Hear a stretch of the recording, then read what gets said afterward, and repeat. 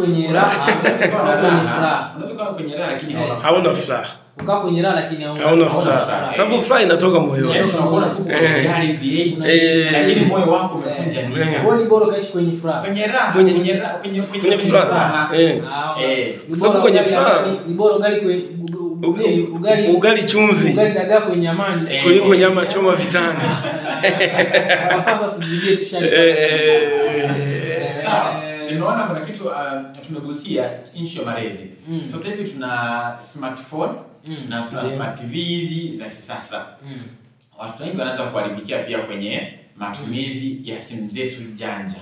Mama baba anatoka kazini, naweka simu hapo, mtoto anachezea, atakwenda mpaka ambako hata akueleki. Hata kama ukimweka kwenye katuni, itaendelea kwa mwisho ikahama. Na ikihama bahati mbaya anakuwa anaangalia wewe simu yako, wewe hauko nayo. Labda uko busy na kompyuta, uko busy na labda mambo mengine. Yaani umempa mtoto uhuru mkubwa sana wa kwenda na kuweza kwenda. Alafu baadaye mtu akija kuona vitu kule baadaye akasema avifanyia majaribio, tunamwona kama anakengeuka. Tunapaswa kufanya sisi wazazi kwenye control vifaa vyetu vya mawasiliano. Boss kwa mzazi. Moja kati ya vitu ambavyo tunatakiwa tufanye sisi wazazi. Ni kweli kabisa hatuwezi tukapingana na teknolojia au mabadiliko ya kiteknolojia. Lakini pamoja na kuwa kuna mabadiliko ya kiteknolojia, hayawezi kuwa sehemu kubwa ya athari.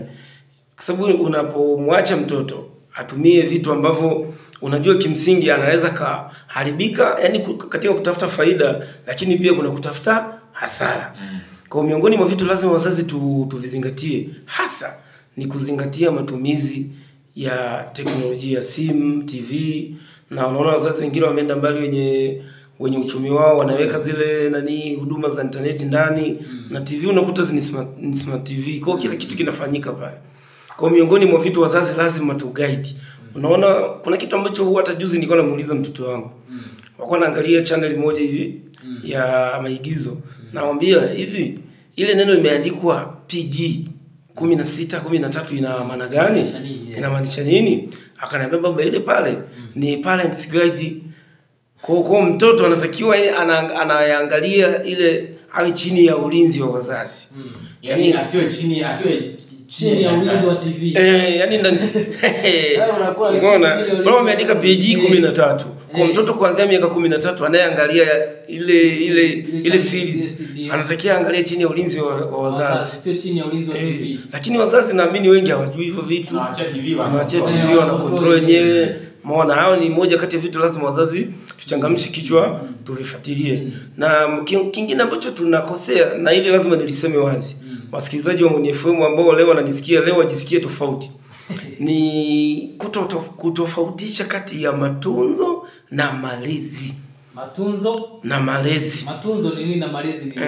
Matunzo ni vile ambavyo unahakikisha watoto wale, wavae, wanywe, umeona? Lakini malezi ndio haya tunayozungumza. Kuhakikisha kila kitu ambacho mtoto anakifanya, wewe mzazi unakifuatilia.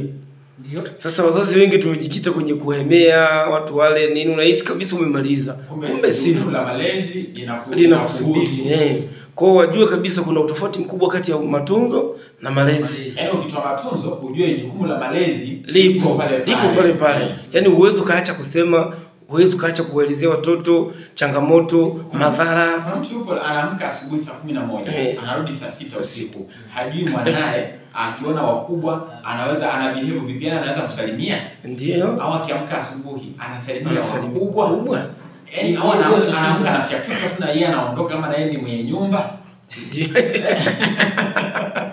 Sasa kwa sababu anakuwa muda mwingi baba yuko busy au mama yuko busy, mwisho siku mtoto anakuwa na hiyo kitu labda akiamka tu anajua bana mimi nisaidie nini sasa. Nilikuwa siku moja nasikia speech ya naibu waziri mkuu Mheshimiwa Dr. Mashaka Biteko. Alikuwa anahutubia siku nafikiri kwa kwenye issue za VETA. Anawaambia familia imefika stage hatutengenezi watu ambao wanaenda kuitengeneza jamii. Yaani unakuta mtoto kila kitu anafanyiwa. Wazazi wenye maisha safi, yale watoto kishua kule ndani wana wasaidizi. Kwa mtoto anakuta ana kila kitu, kupika, anapikiwa. Yaani kila kitu anafanyiwa. Ana kaka wa kunyosha nguo. Umeona? Mwisho wa siku sasa anapoenda kutegemea tena naibu waziri mkuu alitumia neno akasema angalia familia zinavyotoa watu wanaoenda, watu ambao wanaenda kuwa wategemezi.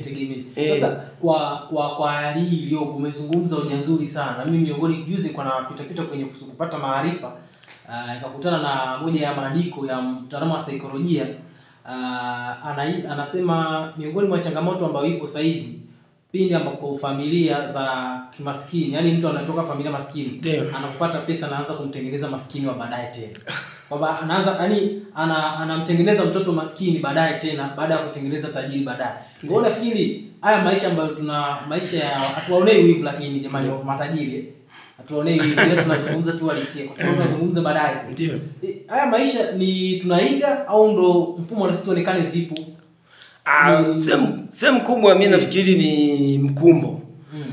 Yaani kwa sababu watu waliosoma, watu wanaofanya malezi kwenye familia zao, hata hao matajiri, kuna baadhi ambao watoto hawalei kimayai. Yaani unakuta mimi nimeshuhudia yani na visa ambavyo sababu na age fulani kidogo ambao nimeanza kuingia kwenye mambo ya jamii sana. Yaani kuna baadhi ya familia zimevunjika. Yaani watoto wameozeshwa leo, ndoa zimevunjika kwa sababu mtoto ameenda hajui kupika. Anamwambia mume wake tu tunakula hotelini. Sasa kila siku unakula hotelini. Umeona? Sasa mwanao kuna mshikaji wangu mmoja ambaye pia amekumbwa na hilo tatizo. Ameoa mtoto akishua. Sure. Alafu mtoto hajui kupika. Mwisho wa siku ananiambia hivi kama mimi ningekuwa nataka mtu hotelini ningeoa hoteli zizipo. Kwa umeona ni namna gani ambazo hizo familia zetu kama tulivyosema zinaweza zikatoa kila mtu. Mimi nafikiri nchi kubwa sana siku wazazi wale wenye uwezo na sisi sio kuwa na uwezo tuhakikishe watoto tunalea watoto katika standard inayotakiwa. Yaani kwa familia moja hiyo mtoto akifanya kosa shule mzazi unapigiwa simu mtoto njoo mbembeleze mtoto shule. Tasema ashumu kuna kitu kimoja ambacho lazima tujue. Tunarudi pale pale kwenye familia za kishua. Unakuta familia baba yuko busy, mama yuko busy. Pale wana binti wa kazi. Yule binti wa kazi sehemu ana maisha yake ndio anayo binti wa kazi.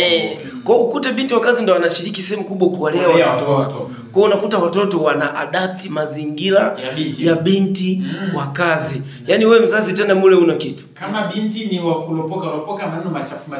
Tarajia watoto pia wana shule ndani ambayo yani watoto vya siku hizi na vyenyewe vilivyo ukipika tamwambia mama. Umeona wana viacha tu hivyo hivyo. Kwa hiyo moja ya vitu ambavyo wazazi lazima wajue wakae. Mimi namfuatia sana waziri wa maendeleo ya jamii. Mama Gwajima. Ni mama mmoja ambaye naona kama amenyoka sana. Yaani anapokuwa ndani naona waziri unaishia ndani. Ndani anabeba mazingira ya nyumbani. Yaani ni mama kweli. Ukimfuatia hata kama unaona kabisa huyu mama na behave. Umeona? Kwa moja ya vitu ambazo familia zetu ambazo tukiwa tufanye. Kwanza tofautishe matunzo na malezi. Tukiweza kutofautisha matunzo na malezi, and then tuje tuwajibike kwenye kulea. Mimi nimewahi kuwa katibu wa kamati ya wazazi.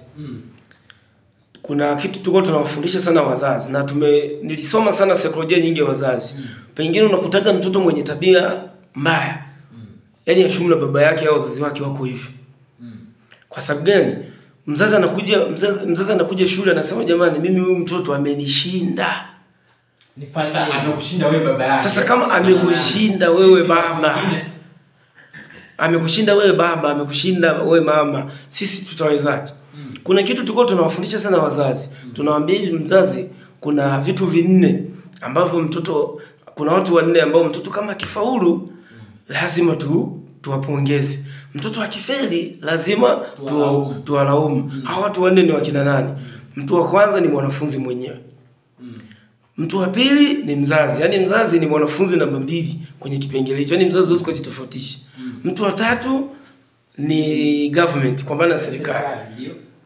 Na mtu wa tatu ni walimu. Alafu mtu wa 4 ni serikali.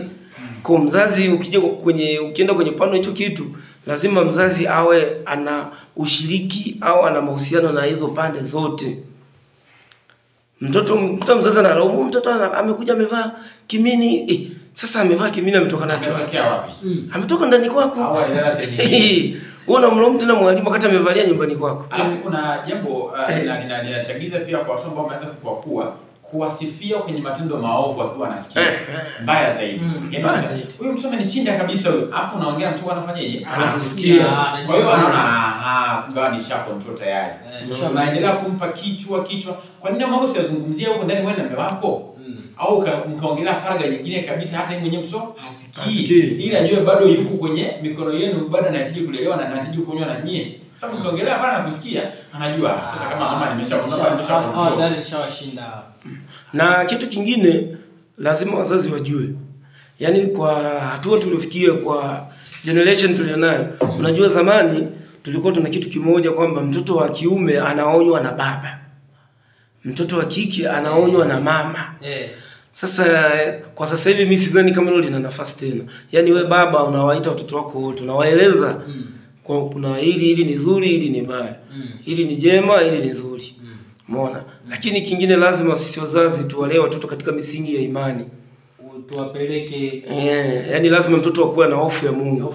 Ukija kuangalia familia ambazo watoto wamekuwa na imani na hofu ya Mungu, yaani mtoto anahimizwa kwenda kanisani na anamjua Mungu. Anakwenda kanisani na masjidi pale. Yaani huwezi kumlinganisha na mtu aliyekuwa tu, huwezi kabisa. Yaani ni lazima watoto wetu tuwalee katika misingi ya kiimani na kuwa na hofu ya Mungu. Ndio. Yaani ukimlea mtoto bila hicho kitu, yaani umetengeneza bomu na hilo bomu halilipuki nje. Kuna message hapa, wewe anasema nimpongeze huyu aliyedadavua mambo ya nyakati za sasa na za kale. Ila tu kila mzazi